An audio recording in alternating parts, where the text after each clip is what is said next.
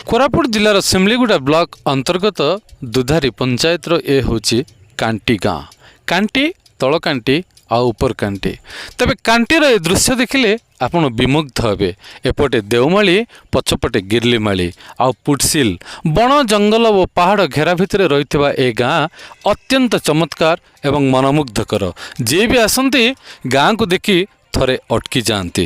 ये होची सेई कांटी दिने बण पहाड़ जंगल भितरे रोथुले माओवादी एवं माओवादी निश्चिन्न हवा परे वर्तमान शांति तो फेरी आसी।